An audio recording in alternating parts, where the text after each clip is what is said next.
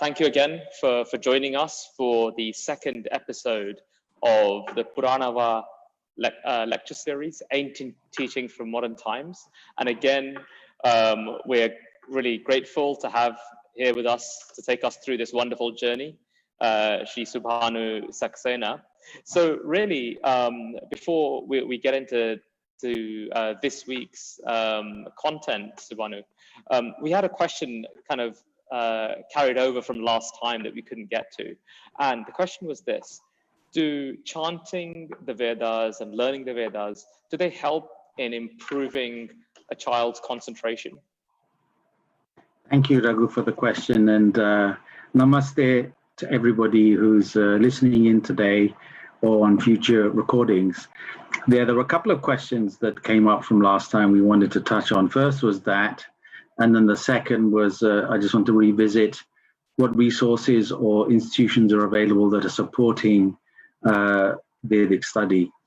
Just the quick recap from what we discovered last time was the ancient teachings of India are found in the literature called the Vedas, which is an expression of a deep, profound experience of reality, of unity, of those ancient sages that came forth in glorification of nature, the environment, ourselves, and which were then codified into ceremonies that allowed people to start inculcating a discipline, a form of mind training, and practice the art of giving through those ceremonies to start creating the conditions for higher knowledge, which we'll come onto in the lecture today. But the question that was raised was around whether reciting the Vedas aids concentration, and the answer is an absolute yes. The basic method of our ancient teachings, it's called Shruti, which happens to be the name of our granddaughter. It means that which is heard. The Vedas also means music. And we have an oral tradition that's been handed down over the millennia. We believe what we hear from our guru's voice more than what we believe on the written word, because there may be misprints. And you may have picked up in the mantras that I recited last time that there are certain intonations for the recitation. We said there's the middle level, the udatta, the lower level, anudatta, the higher level, swarita. And those are designed to create a certain energy within the individual. The pulse of the divine is said to be in those vibrations from those mantras. And they really help ground you and make you present in the moment when you recite them. And when many scholars recite, it's just a wonderful experience. And there are specific ways how we learn those mantras. The first is to recite the mantras in the normal word order: 1, 2, 3, 4, 5. So the example there would be for a mantra: Suvirya yatva grinhami suprajastva yatva grinhami rayasposha yatva grinhami brahmavarchasa yatva grinhami, and so on. That's the word order: 1, 2, 3, 4, 5, 6. To master the mantras, we recite each word separately, what's called padapatha. Suviryayeti suviryaya tva grinhami tva grinhami, like that. You separate each word into its individual component. There is then a style of reciting which is first word, second word, third word, fourth word, fifth word. It's called krama, step by step. So the same mantra and the same style: Suviryayatva, Suviryayeti Suviryaya, Tva Grinhami, Grinhami Suprajastvaya, Suprajastvayatva, Suprajastvayeti Suprajahatvaya, Tva Grinhami. One word at a time: first, second, third, fourth, fifth. There's then a style called Ghanapatha, which is a more complex word order: 1, 2, 2, 1, 1, 2, 3, 3, 2, 1, 1, 2, 3, 2, 3, 3, 2, 2, 3, 4, 4, 3, 2, 2, 3, 4. Same mantra: Om Suviryaya Tva Tva Suviryaya Suviryaya Tva Grinhami Grinhami Tva Suviryaya Suviryaya Tva Grinhami Suviryayeti Suviryaya grinhami grinhami tva grinhami suprajastvaya suprajastvaya grinhami tva grinhami suprajastvaya, and so on. I won't do the whole amount. There are actually some wonderful recordings on YouTube of scholars reciting Ghanapata if you want to hear it. But if you imagine you have to study the Vedas, learn the intonation, learn the Kramapata, the Ghanapata, and there are other ways of reciting, boy, does it aid your concentration and your memory power. To recite one Veda from memory is 48 hours of non-stop recitation. And there are scholars who memorize 1,000 pages of text. We've lost that these days. We need to look something up. But you lose something if you have to go to a book for the answer. Imagine you're in a meeting or a lecture, a class, and the teacher says, we're now going to study the final chapter of the Taittiriya Upanishad. Instead of going, hang on a minute, let me find the book and find the page, you have immediate recall. And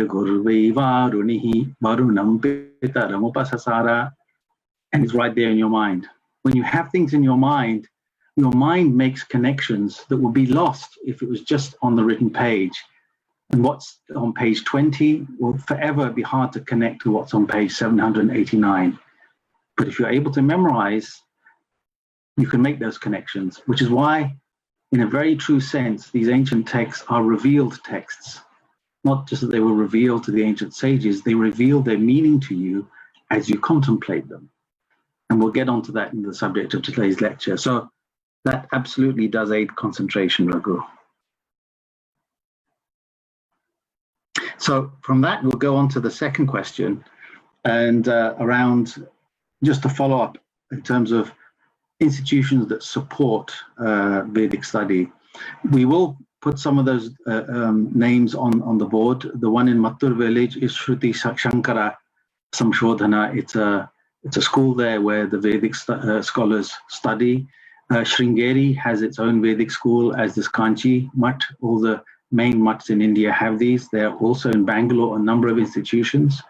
We also set up a charity here called the Veda Society. Some may be listening in today, where we conduct events, and then whatever we raise, we send to these pathashalas to support Vedic study or activities to preserve our ancient tradition.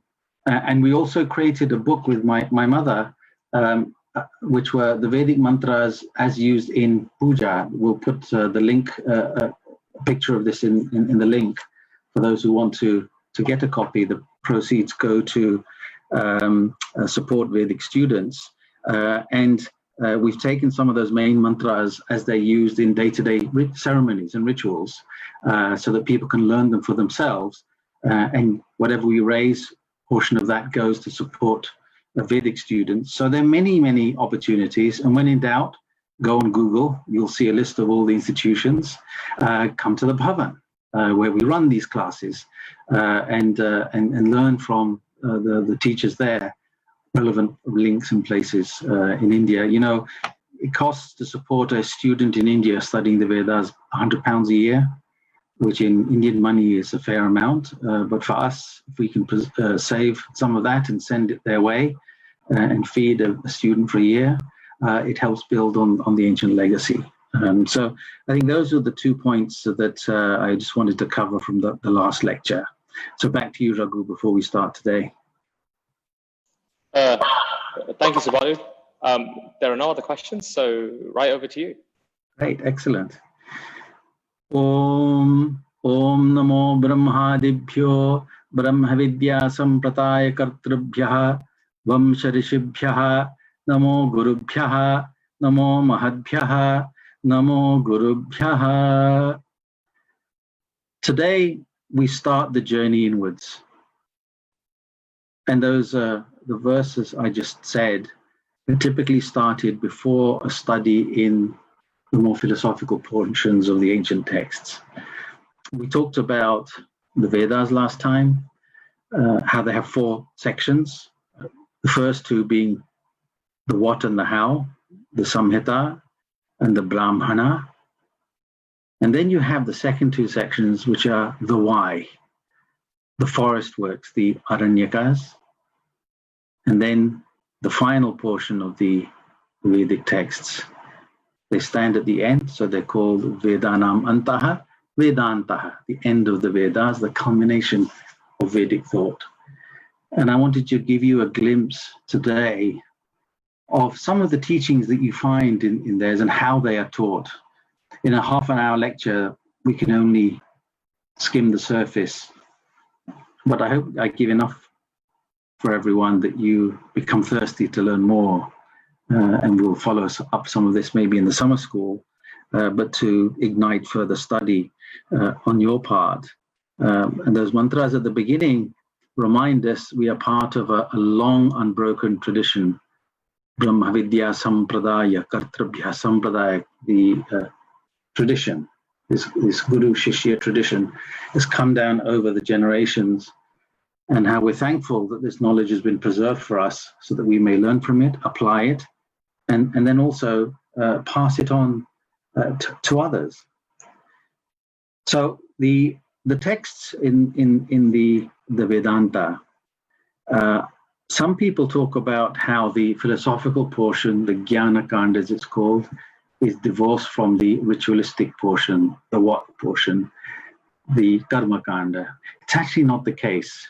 They're all part of the same interlinked tradition, taking you on a very simple journey from the outside to the inside. And the fundamental principle that I want to share with you that we find in the philosophical text is to seek within yourself through the life you live without. We are created to see the world externally. There's a verse in the Kathopanishad that says exactly that. Paranchi khani vetranat swayambhu tatah parang pashyati nantaratman. We are born to look outside and see the world around. And so we naturally first try and seek the answers to the universe outside of ourselves. It then goes on to say, Kaschid dhiraha, certain wise people, pratyagatmanamekshata, seeking the innermost self, avritta chakshuhu, turn the eyes within, amritattva-michan, seeking immortality. And the first portion of the Vedas is about preparing yourself for this higher knowledge by inculcating a spirit of giving, compassion, and service. If you live a life where your inner being is infused with unconditional loving kindness, where your joy comes from joy you give to others, from setting a goal to leave the world a better place than you found it, it orients your psyche, your inner being in a certain way that over time you start seeing those things that give you temporary pleasure as really temporary, and you see joy and delight in things that are more permanent. Any of you that's held a loved one, held a grandchild as I did recently, and has just felt just boundless love and compassion, may have had a glimpse of what that energy feels like inside you. And the preliminary portions, maybe I can call them, are about preparing you so that you are in a state where you're receptive to knowledge. And the techniques and the rituals that we talked about are some of the earliest forms of mind training through practical ceremonies, giving, rituals. In the Upanishads, when one has graduated to that level, it focuses on the more meditative, contemplative techniques to help drive the thoughts within, to see a deep truth that's within all of us that's declared in the Upanishads. And we'll come back to those notions. What does it mean, for example, to be a mindful leader, a leader with purpose? In our final lecture, we'll really try and bring out some modern implications for some of these teachings. But that's the heart of the teaching of the Upanishads, to find the truth of the universe within you versus outside. And in many ways, science tells us we are the universe. We are star stuff, as Carl Sagan used to say. In the Vedas, it says, Vayam agner manushaha we are beings born of fire. And we're all here because of some ancient supernova. So somehow there is this deep intimate connection of ourselves with the universe, whether it's on a material level or something deeper. And the Upanishads point us to something much deeper, a unity in our being, in our connections to the world around us. And they gave that a name, Brahman. We'll come on to some of the great teachings, but essentially who we are and who that great Brahman is, that all-pervading truth reality, are one and the same. But we just haven't been able to experience that or perceive that. And the Upanishads are taking us to some of these great truths of some universal connection that exists in us, amongst us, that binds all of us in some way, shape, or form. And the divisions that we see are purely through our own ignorance and inability to see that because we haven't been prepared. In many ways, if you were to approach a sage from ancient India and say, now can we study the Upanishads? 99% of folks, they will say, you're probably not ready. And it's one of the great dilemmas I often have talking about some of the ancient teachings of India, because it's very much trying to teach quantum physics when you've only just learned basic arithmetic sometimes. And the methodology is they're designed to lead you on a journey of deepening your spiritual experience so that one is ready to receive those teachings when one has truly imbibed a being that's infused with that limitless love, loving kindness, spirit of compassion, genuine inquiry. And so the Vedantic texts say there are 4 basic requirements, almost like entry requirements, like for a college, before you embark on a study of the Vedas. The first is Nitya Vastu Viveka, it's called, but the ability to discriminate which is temporary and which is permanent. A sense that the pile of gold that's sitting on the table will get spent, but knowledge, the more you spend it, the more you'll grow and stay with you. It says in the Sanskrit verse. So being able to really understand what's really ephemeral and what is more permanent is the first quality, that quality of discrimination. The second is Ihamutrartha Phala Bhoga Viragaha, is the ability to have disassociated yourselves with the temporary fruits of labor, either in this world or the next world, and just delight in being, doing, enjoying things for what they are, not what they give you. The third quality are various sadhana, shamadana, damadi sadhana sampat, which are the abilities to quieten the mind, to control the senses, to be able to still yourself in everything you do through various practices of yoga, meditation, and so on. And the final one is an important one, mumukshatvam. Mumukshatvam means the desire for liberation, the desire to really know who your true self. Many of times we pay lip service. Yeah, I'd like to know about it, and I'll go to a lecture, I'll tick the box, and then I'll start worrying about my shopping trip or other things, and it just seeps away. But when your very being is infused with the desire to truly understand the nature of the universe and your place in it, that's the mumukshatvam that is looked for in students. Sri Ramakrishna gave a great story of a disciple who said, yeah, Master, you say you see God. I don't see God. And so he took him to the side of a riverbank and for the evening bath. And when they were having the bath, he just pushed the head of the disciple under the water and held him there for a while. When he came up, he was gasping for air. Ramakrishna then said, was that difficult? He said, yes. Were you struggling for breath? Yes. Were you really wanting to live and breathe again? Yes. But when you have that desire to see God, God will be there in front of you this very second. He was trying to teach the student of the desire, the burning fervor to really acquire knowledge, to better yourself and see the world in a different light. And as I said, most of us don't fulfill all of those criteria. But still, we share the teachings because we're all eternal students, and by sharing some of those teachings, maybe it inspires some of us to take our spiritual journey further forward and deepen our study, our practices to attain higher knowledge. These teachings are found, as I mentioned, in the Upanishads.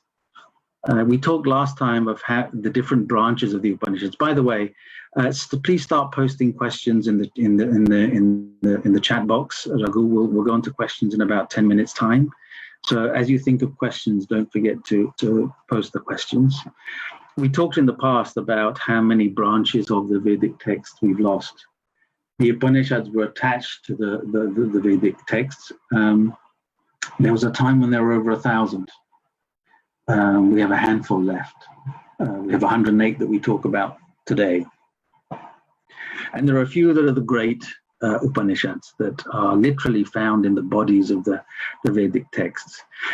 One is the Isha Upanishad, which has the first verse, Isha vasyamidagga sarvayat kincha jagatyan jagat tena tyaktena bhunji thamagradha kasya swidhanam. Recited with the Swara there, you heard. That's actually chapter 40 of the Samhita portion of one branch of the Yajurveda, the Shukla Yajurveda. So it's right in the Vedic corpus. Gandhiji once said that if we lose all of the Vedas, but just that first verse of this Upanishad, then the entire message of the Vedas would have been preserved. What does that verse say? Isha vasyam idagam sarvam. This whole universe is pervaded with that divine sacred energy of Isha, the Almighty, the Brahman that sits behind all creation. Tena tyaktena bhunjita. So leave aside that which is temporary, impermanent, and rejoice by connecting yourself to that greater reality. And through that, do not covet other possessions or wealth. Kasya swidhanam, for whose is wealth? Who does wealth really belong to? He asks some very deep questions in that first verse, which you could unpick in a whole lecture series. But Gandhiji said, right there, you've got the full message. There is one fundamental reality, an energy, consciousness, if you like. I don't like the word consciousness because it feels to people like some thinking thing, like as we describe it in our human kind of mindset. It's something way deeper than that cannot be described but has to be experienced. Reach for that and leave aside that which comes and goes. So that's the Isha Upanishad. You then have, and that's attached to the Shukla Yajurveda. You then have other Upanishads like the Kena Upanishad, which is attached to the Samaveda, which asks Kena, by which a whole series of questions are asked, and the answers lead the seekers to that deeper truth as to the true nature as Brahman. You then have the Katha Upanishad. Katha, that Upanishad is famous because a number of verses in the Bhagavad Gita are quotations from the Katha Upanishad. And just to make the connection for you, the Katha Upanishad itself has an earlier form in the ritualistic portion, the Brahmana portion. The Taittiriya Brahmana tells us the same story of Nachiketas, the boy who goes to his father, who's giving away all his wealth at the end of his days to retire to the forest. And the boy says, well, who will you give me to? And he asks a few times. The dad gets annoyed and said, I give you to death. And like an immediate son, he goes to the abode of Yama, the Lord of Death, who stayed there while Yama's been out collecting souls. He comes back and says, I wasn't around, sorry, I give you 3 boons. And the first boon he asks for is, can I go back alive to my father? Smart boy. He then starts asking about what is that ceremony, that yajna we talked about, through which I can attain joys in this world.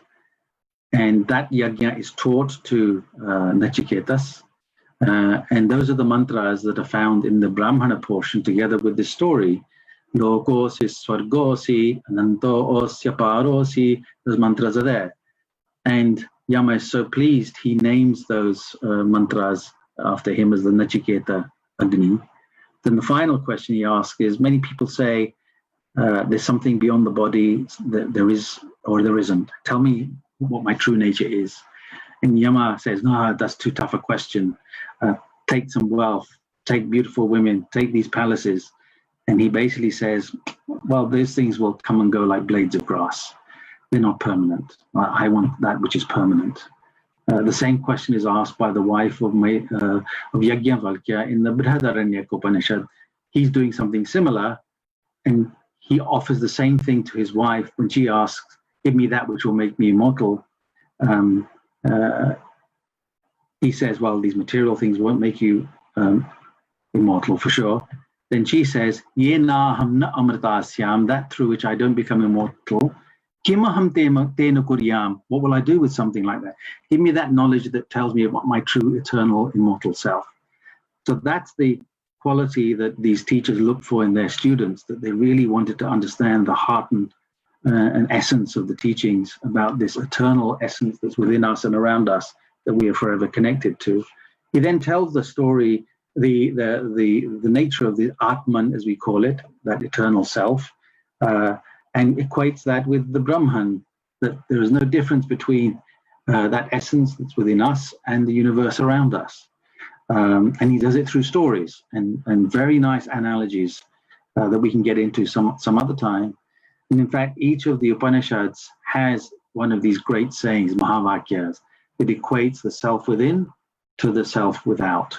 Ayam Atma Brahma, Aham Brahmasmi, Prajnanam Brahma, and Tattvamasi. Tattvamasi is another Mahavakya that's in one of the great Upanishads, Chandogya, that's also associated with the Samaveda, where the son goes to his mother and says, I want to study the Vedas deeply, and I want to know who my father is, because when you approach study, you've got to put your name, your parents. I want to know who my father is. And she says, and this is very candid and honest, she said, and these things were said without any reflection those days. When I was young, I was with many men. I don't know who my father is, who your father is. He says, okay. He goes to the teacher. The teacher asks him the question. He repeats very truthfully what he heard. And then the sage says, only a true seeker of the truth will be so honest about the lineage. You are ready for your knowledge. I shall teach you. And he teaches him about how this subtle essence, animaitat idagum sarvam, permeates the whole world around us, the universe, is our true selves, is the eternal Atman. That is the only truth. Sa Atma tattvamasi, thou art that.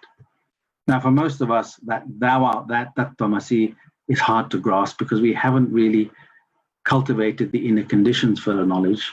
But it's a reminder to say there is a fundamental interconnectedness of everything around us. There's a unity of the world within and without, and we should seek it out through our practices, through our spiritual discipline, by creating states of silence within us, engaging in acts that promote compassion, that promote service, that promote living for a greater purpose. And through that, those start creating those inner conditions that such teachings mean something to us and prepare us for it, so that we are ready for the advanced instructions as we go forward. Just very briefly, some of the other Upanishads. We have the Taittiriya Upanishad, which is the one Upanishad, almost independent of what Vedic branch you belong to. Everyone learns it because there's so many lovely, important mantras. If there's interest after the summer class and people want to continue learning Vedic study, then that will be the next thing that one would learn, together with a couple of Vedic hymns. And we have the story of Bhrigu going to his father, trying to understand his true nature. And the father keeps giving him a half answer. And then the son comes back, thinks he's got a deeper answer. And the father says, no, you're not there yet, sends him away again.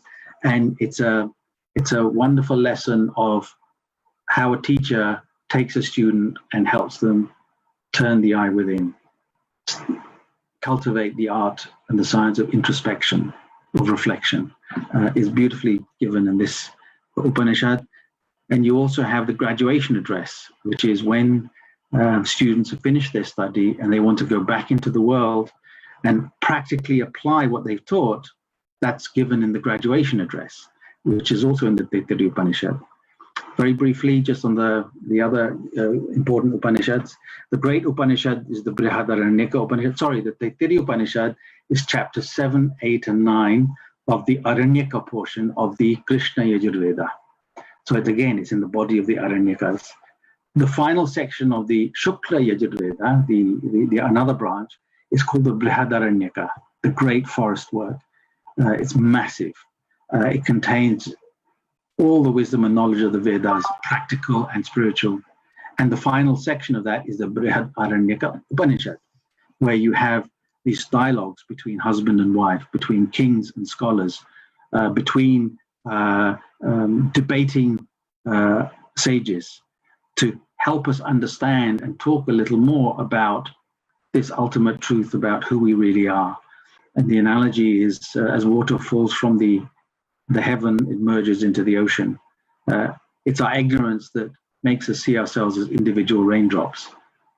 But raindrops merge into one ocean. There's no difference between one drop and another. That's the state of being experience we're trying to take people to through these teachings. And so you have some wonderful analogies throughout the Vedas, some wonderful way of the Vedanta text, the Upanishads, some dialogues and stories that I find very inspiring when I read them, when I chant them and recite them. They're not for everybody, which is why the next set of literature came along, we'll cover next time, are the epics, which turn those teachings into the practical stories as the lives of great people who had the struggles and challenges and joys of the lives we live and how they dealt with them, to be able to translate these teachings into everyday living. What does it mean to live a life of love, service, and compassion? What does it mean to see everyone as your brother or sister, as one family? How do you do that? How do you deal with conflict? Those are some of the teachings that we'll come to in the subsequent lectures. I will probably start talking a little bit more about the different schools of Vedanta, just so that everyone understands them a little bit. And then we'll focus on the two great epics, the Mahabharata and the Ramayana. One is a story of what does it mean to be an ideal person, and an ideal person's faced with challenges, tragedy, and difficulty. That's the story of the Ramayana. And the other is a story of what does it mean to do the right thing? How can you spot it? And you have the courage to keep doing the right thing. That's the story of the Mahabharata. So those are joys ahead of us. But maybe, Raghu, we'll just pause there and see if there are any questions.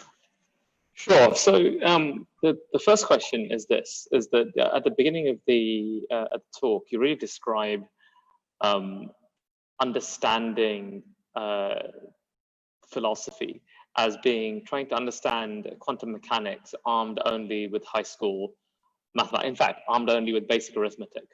So given that's the case, and that's the case for the majority of those who are interested, how do they bridge that gap? What's the most accessible way to bridge that gap?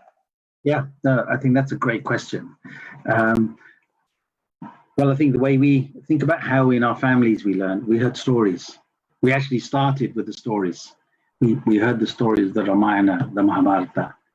Right now on television, on the Indian channels, because of lockdown, they're replaying the production of the Mahabharata from the late 1980s, B.R. Chopra. It was over 100 episodes. And it was an incredible thing in India when that came out. Every Sunday morning, the streets were empty. Didn't matter who you are, what your religion was, people went to listen to the story because it was a story of trying to be good, fight of good against evil. How does it manifest itself? And in many households, I remember when we would visit, after the episode, we'd sit with our grandfather and just talk about what happened. Why did they do that? There's a tragic hero, Karna. What was behind his actions? We'll get into some of this next time. Just start learning, hearing some of the stories, and in all traditions around good versus evil. Second, I would say, is spend time with the learned, come to classes, learn Sanskrit. It's always a good way as a window in.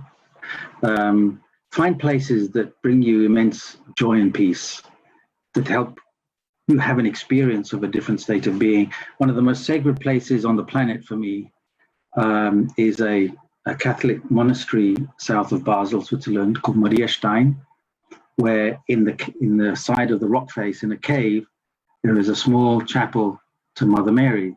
And there's a legend as to how that was put in place. And over the years, many people have had miracles to go and remember Mother Mary there. And they have plaques all the way down into the cave. I find indescribable peace there. And when I see the image of Mother Mary, I think of Lakshmi. When I get a chance, I can't visit Switzerland. I like going to places like that. Go to places where you find a connection to the deep silence within. The third thing I would say is practice giving. There was a study that came out from Harvard. Nowadays many business schools are trying to figure out what makes people happy and the science of happiness, which we can talk about maybe in the final lecture. And the goal is not to just try and always be I'm happy, but cultivate a deeper well-being that sits above the notions of happiness and sadness, but leave that to one side. But the one thing they found really correlated is people who help others, giving, sharing, living a life outside of yourself. There seems to be a much stronger correlation to states of well-being and happiness in those that have that, what we talked about earlier, compassion.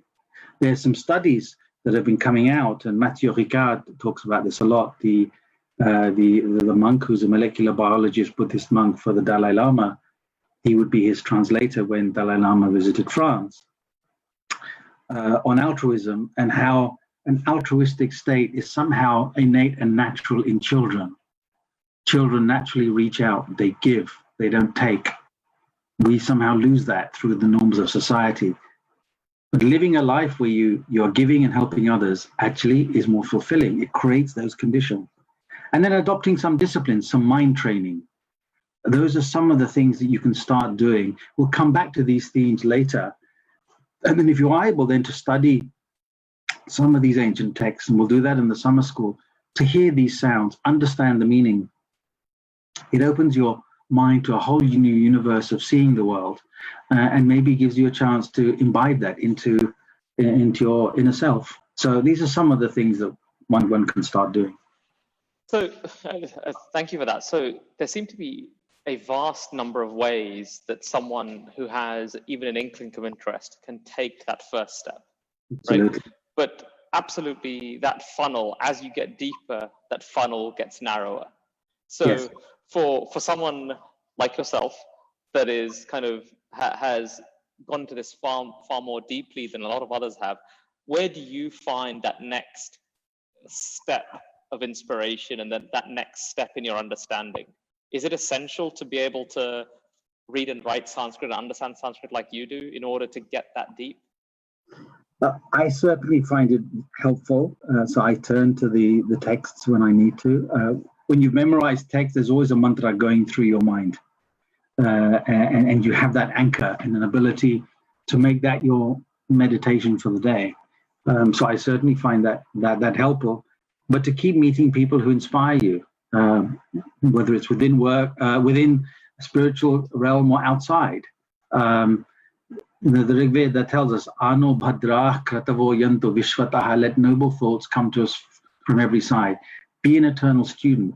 Be humble enough to say, I can always learn today from somebody. I tell you, I get some of my greatest learnings from my daughters and my wife. And they ground me in the practical realities of the world when I try and veer off and maybe become too philosophical.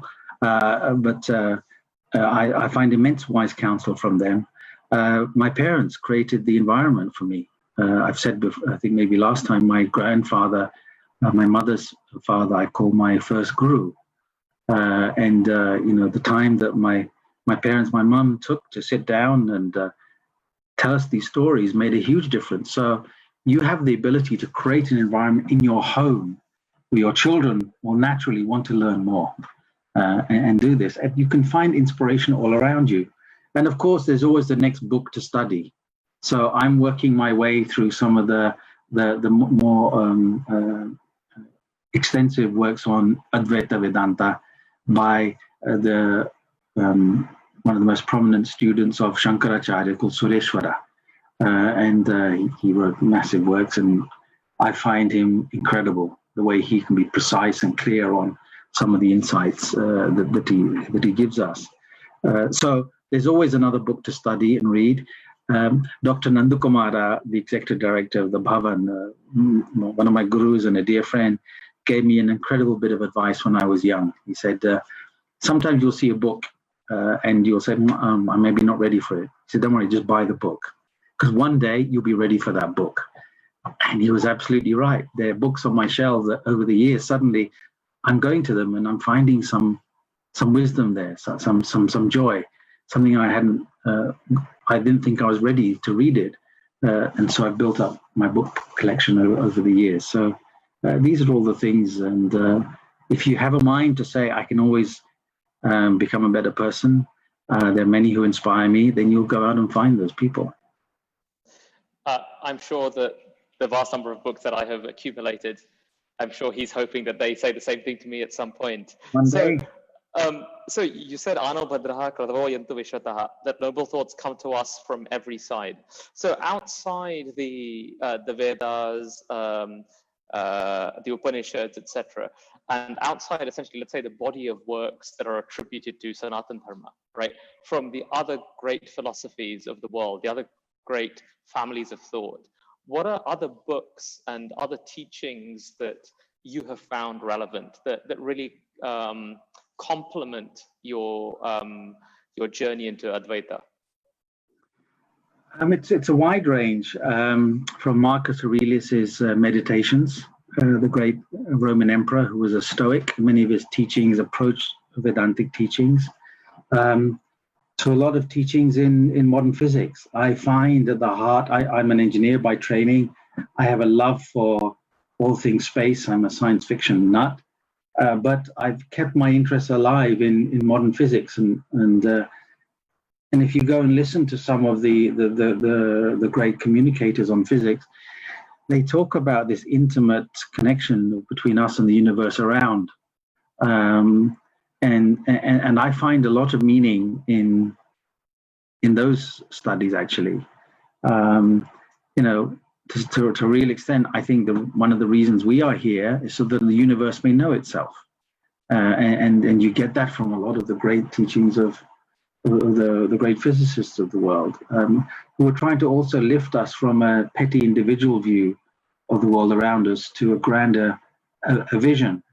The role of our conscious mind in that is maybe where there would be a dispute, but I would argue that actually our tradition and the nature of Brahman is much deeper than anything that happens just in the mind here.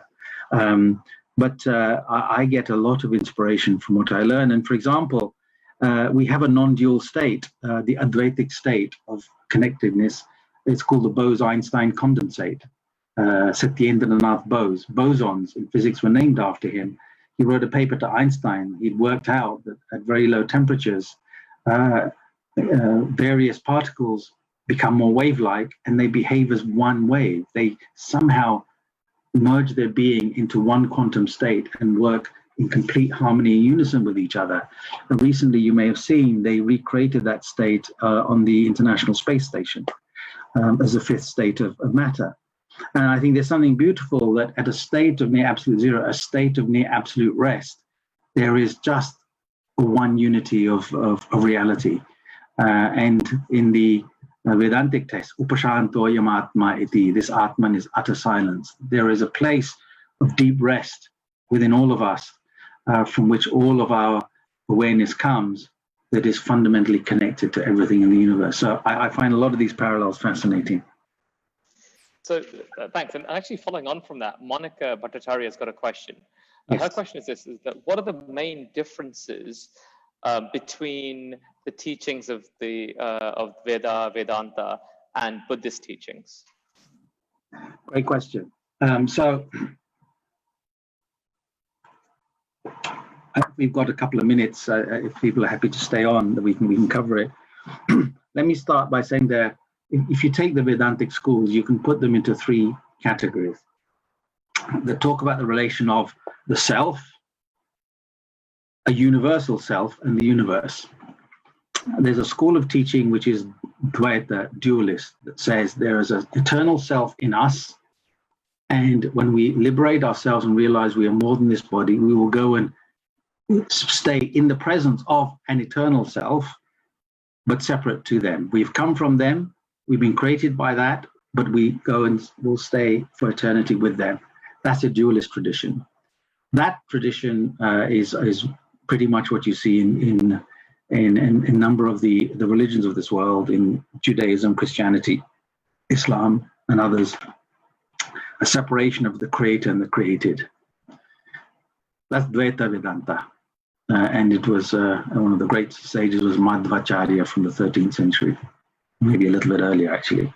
Then you have a version which is qualified non-dualism, where the relationship between us and that ultimate reality is like the sun and the rays of the sun. We are separate yet somehow connected. That's called qualified non-dualism. Then you have non-dualist teaching, Advaita Vedanta, which is this notion of water falling from the sky and merging into the ocean. The fact that we perceive diversity and difference is down to our ignorance. We are just this one reality, and we call that Atman, and everything we see is superimposed on that Atman. Name and form are like waves in an ocean. They appear and then they just dissipate away. Buddhism is a daughter of Vedanta, and it questions whether you even need that fundamental substrate, the Atman. Now, there are also questions. If you really look at what Buddha said, he was quite silent about the true nature of Atman. He would talk of an antaryami, an inner controller. I believe he wanted us to not be wedded to the notion of an eternal self in the body somehow that floats around, that's disconnected with the world. And so he denied that. He wanted us to think beyond those notions. So you can think of Buddhism as related to Vedanta, but taking a different view on the actual nature of that ultimate reality, the Atman. Is there something there, or is there essentially just a set of interconnectedness in the universe? I think we could spend a whole lecture on the differences between Buddhism and Vedanta, but that in a nutshell gives you a little bit of a flavor. The point I would make in the Vedanta tradition is it says at some point the teaching stops and the experience has to take over. And the Buddha would say the same, that there's only so far you can go to explain the nature of the world. You have to become it and live it. And that's the ultimate test. Thanks, Mike. So the last question, a friend and I were having a discussion just after your last talk, and he brought up a question.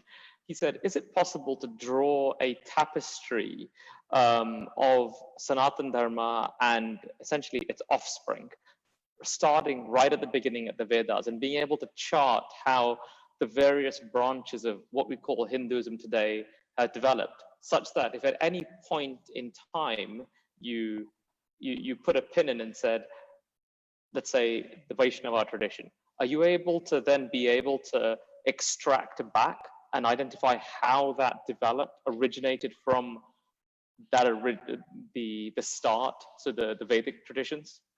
Yeah, you can see that in the texts themselves. So there's a verse within the Srimad Bhagavatam, the great text of Bhakti Yoga of the dualist tradition, towards the end, that talks about that the ultimate teaching is the intimate union between the self and the supreme self, and has that Advaitic link. So you can absolutely chart that course back to the earlier teachings, and in some cases it's very explicit, in some cases it's very implicit, but it's certainly there. There's such a wide variety of approaches that you can usually make some connection, because the infinite has an infinite way of describing itself. So you can find a number of ways back through, but they all end up going back to the Vedic text. In the Vedic tradition, the Astika tradition, there are a set of philosophies that are called Astikas. They say we believe in the Vedas are. There are some that deny those. So the other difference, Buddhism denies the ultimate authority of the Vedic tradition, the Vedas. The truth is not there, the truth is here. Charvak, the materialist tradition, just believe your senses. You don't need to worry what's in the Vedas. There's some that are Nastika tradition, and their teachings you can trace back to those source books. Okay, I did say that was the last question, but one more has just popped up. So Candida says she's really loving your nature analogies. Are there any more that you can share with us? Where can I stop? I may have mentioned it last time, but we know that the sounds of the Vedas come from birdsong. And this deep connection of nature was somehow that was truly experienced and perceived by the great sages of ancient India. I'll mention it now, but there are a couple of very interesting phrases in a couple of the texts. One of the texts of Vedanta, we talk of the Holy Trinity of Vedantic teaching, of three sets of texts. First are the Upanishads, those great Upanishads, of which there are 108 left.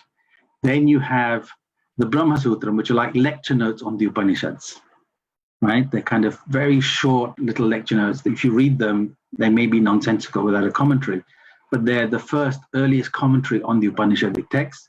And then you have the Bhagavad Gita, which is the distilled teaching of practical living of these ancient Vedic teachings. We will touch on the Gita next time, but spend most of the final lecture on the teachings of the Gita and relevance to modern living to bring it all together. You find a couple of interesting things in the Upanishads. One of the questions asked in the Upanishads is, what is the universe made of? And the response is Rayischa Pranan Cheti, which literally means matter and energy. That may be familiar to those who know EMC equals MC squared and what we understand about the world. There's a verse that says, Pado Osya, in the Purusha Suktam, Pado Osya Vishwa Bhutani Tripadasya Divi. A quarter of what we see is the living universe around us. 3/4 is the immortal on high that we have no clue what it is. But actually the figure is, there's 96% of what we don't know what the universe is. 4% is all matter that's observable in the universe. Another 23% or so is something called dark matter. We have no clue what it is, but it's driving gravity, distortion in the universe. Galaxies are spinning way faster than they should because of this. Gravitational lensing is happening because space is so curved, light goes around it, we can't see what's there. And then about 70% is something we have no clue what it is. It's an energy pushing away the universe so that it's expanding ever faster, accelerating. It's called dark energy. And so the Rig Veda says, basically, what you see is only a fraction of the total nature of the universe out there. So you have that amazing statement. And then there's one of the lecture notes in the Brahma Sutram is Kampanat, which literally means it's vibrating nature, talking about the nature of Brahman, that eternal consciousness, how it's vibrating. It's got a vibrating energy. Any of you who've studied string theory or M theory, see where physicists have been going with some of those deeper insights into the universe of what are the fundamental building blocks, and talk about vibrating strings that are the Planck length that make up the whole universe. When I read a paper on physics, I always come back to Kampanat in the Brahma Sutra. So those are just a few things I thought I would share with you. Thanks, Subhanu. So actually, there's a question here that even I can answer. So Padma Shankarji asks, and you'll be happy to hear this, is that her son has just finished his last exam at Oxford, and she wants to know where he could go for a few days for a introduction to the Vedas. And actually, the great news is that Subhanuji is in fact, I think in late July, is running a 2-week crash course in Vedic chanting. And the best thing is you don't need to go anywhere. It's all available via Zoom. So if you go to Bhavan's website, www.bhavan.net, all the details are there. You can go in, register, and sign up for this introduction to the Vedas. So with that, Subhanu, back to you to close off for this week. Thank you, Raghu. So I love the questions. Keep them coming for the next lecture in 2 weeks' time. And we'll continue the discussion to start sharing with you how those teachings manifest through the lives of inspiring figures in the past. And we'll focus a little bit on the epics, the Ramayana and the Mahabharata. I'll talk a bit about the Puranas, but mainly on those, and start getting into some of the practical implications of what does it mean to lead a life of purpose. How does one think of challenges in this world? The value of practice, etc., etc. We'll touch on those next time, and then set that up for a discussion to pull it together in the final lecture in 4 weeks' time from today, taking the Gita as the basis of how does one live a modern life based on some of these ancient teachings. And again, I don't call myself an expert in these areas. I'm a student like all of you moving through this journey. I will share with you how I have been understanding these from my gurus, my teachers, my family and others, in the hope that it just piques your interest, that you may want to take that step and come to a class at the Bhavan or something to take your study forward. So thank you once again, and we look forward to seeing you for the next lecture. Thank you very much, Subhanu. Inspiring as ever. And just to repeat, the next iteration in this series will be on the 2nd of July. For those of you who maybe missed the first part of this lecture or want to catch up and review it again along with the previous lecture, the recordings are available on Bhavan's YouTube channel. They're also available on Bhavan's Facebook page. And as we said, we'll be running an introduction to the Vedas, Vedic chanting summer school from the middle of July. And more information on that can be found at bhavan.net. Thank you all for joining us. Have a lovely evening. See you.